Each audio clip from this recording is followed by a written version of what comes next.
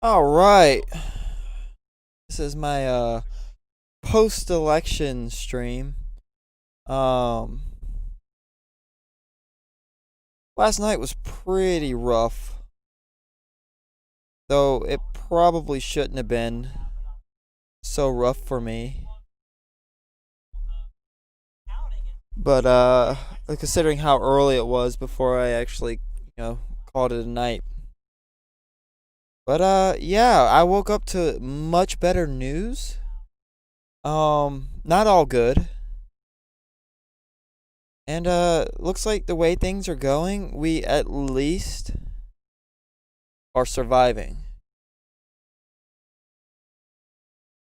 We at least did the bare minimum of what we needed to do in order for democracy in this country to not go to hell. So far. Um there's some things that have happened that will test the institutions of this country, which will be interesting to keep an eye on and quite terrifying. But I have faith that we're going to make it through. We got some more results in, I suppose. Yeah, Wisconsin was called sometime last night, I believe. Michigan, Minnesota, Arizona hasn't been called according to the New York Times, but according to some sources, they are calling it for Biden. Fox News actually called it for Biden last night, which the president actually called Fox News and tried to demand that they take back their calls, which they refused to do. So, this is a phrase that I would only think that I would ever say in a year like 2020, but based Fox News. Nevada hasn't been called according to the New York Times yet, but it's pretty I believe pretty much going to go to Biden. Pennsylvania is too close to call, according to most sources, except for one, which is Destiny. He seems to think that Pennsylvania is going to go to Biden. I'm inclined to agree with him because I really don't have any reason to believe that Trump is going to be able to withstand the onslaught of mail-in ballots that still hasn't been counted in that state, which are leaning, last I heard, around 70 to 80% Democrats. So, yeah, I think that Biden's going to win that state. Georgia and North Carolina. North Carolina is very likely going to go to Donald Trump. Um, Georgia is somewhat likely to go to Donald Trump, but Biden still has a chance to win it. Georgia, North Carolina, and Pennsylvania really do not matter as long as Joe Biden gets Nevada and Arizona. Wisconsin and Michigan, of course, which have already been called for him. So yeah, that's the summary of where we are when it comes to the presidential election.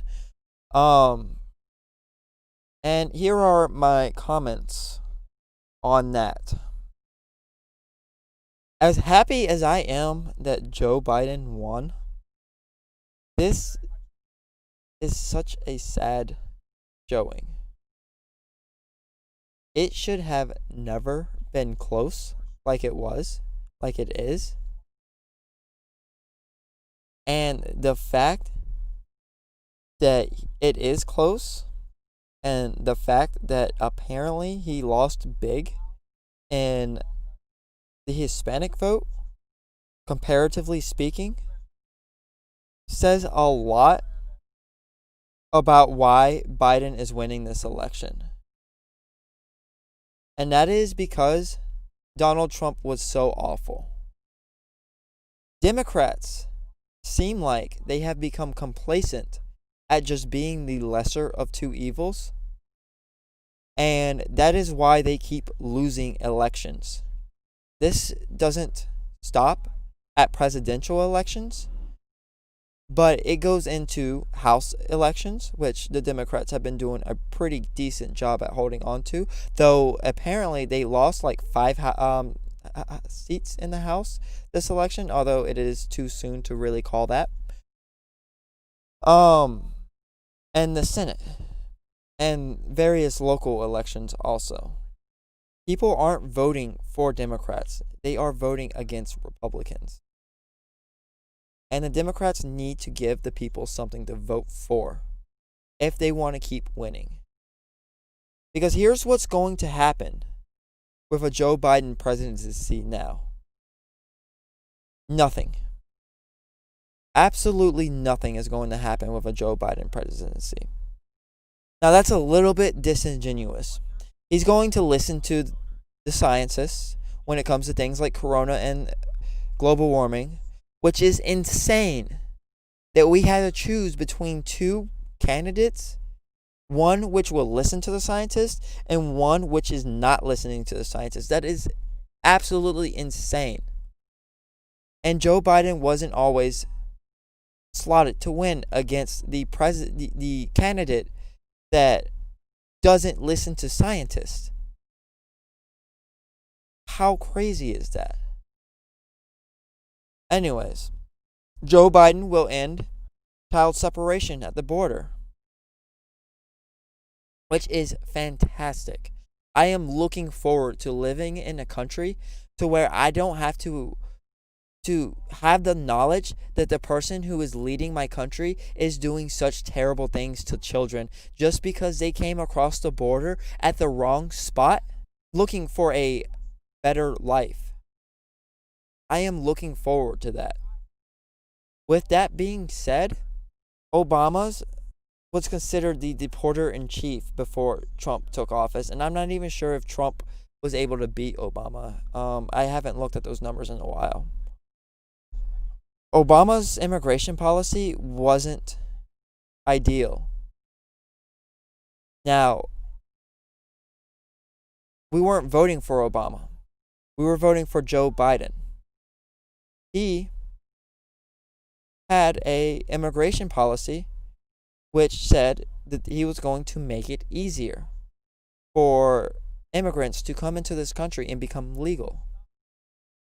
That is a wonderful immigration policy.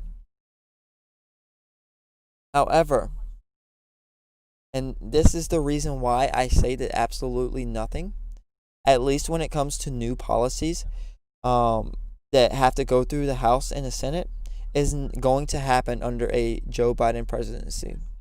And that is because it looks very unlikely that the Democrats are going to win the Senate. And that is very unfortunate for many reasons, one of which I've already mentioned a few times in this little rant.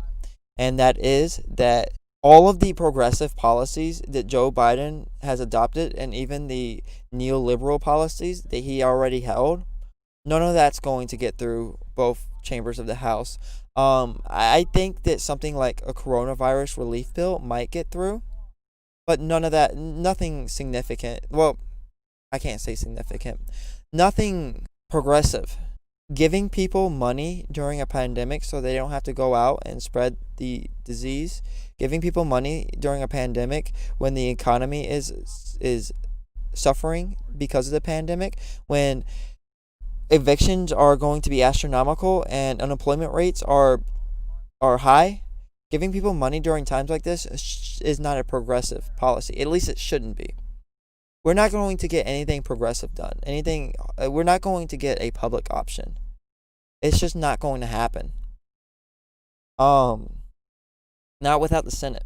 The other reason why losing the Senate is extremely unfortunate is because it makes it extremely hard for us to hold the Democrats' feet to the fire when technically they don't really have the power to do much.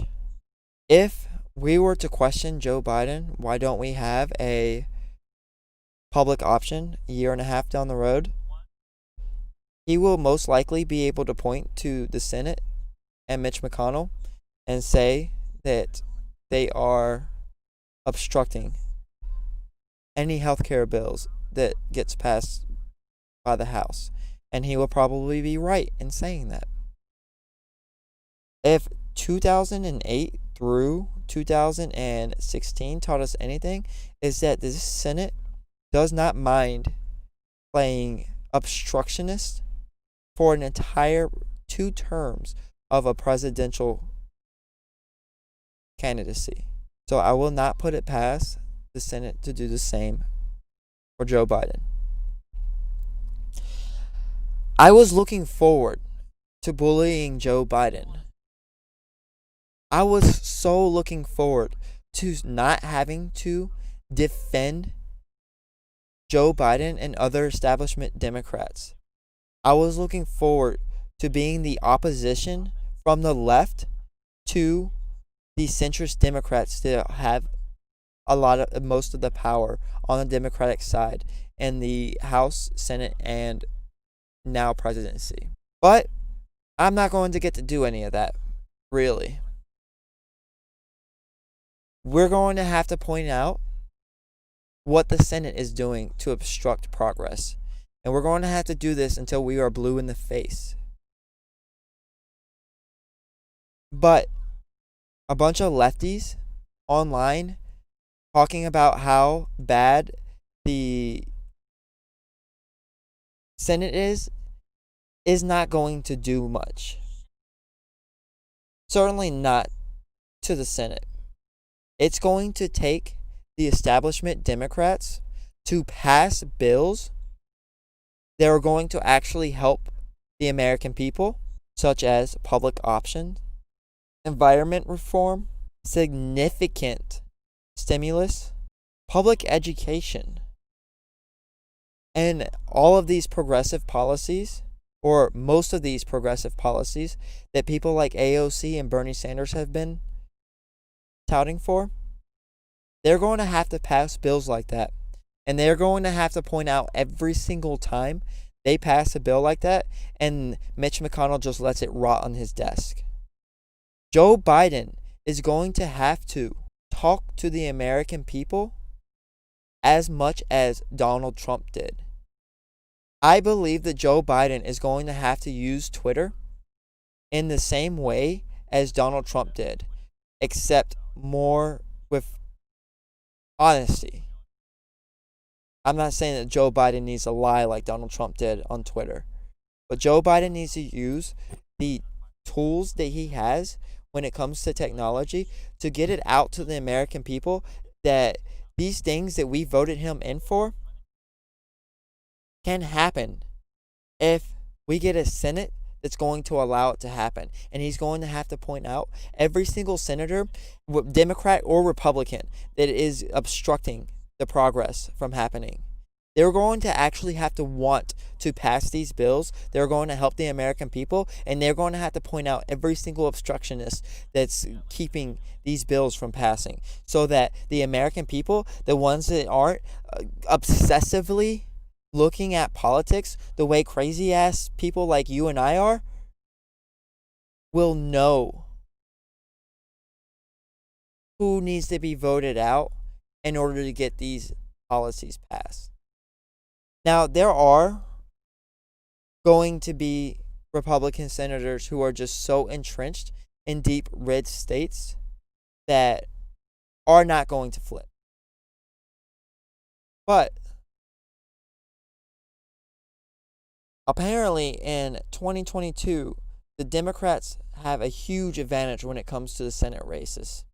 I find it hard to believe that if the Democrats are pushing for policies that are going to help the American people and are open in who is obstructing those policies and are very clear in their messaging as to why these policies are helpful to the American people,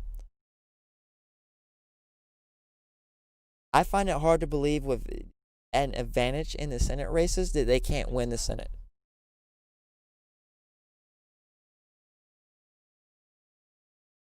But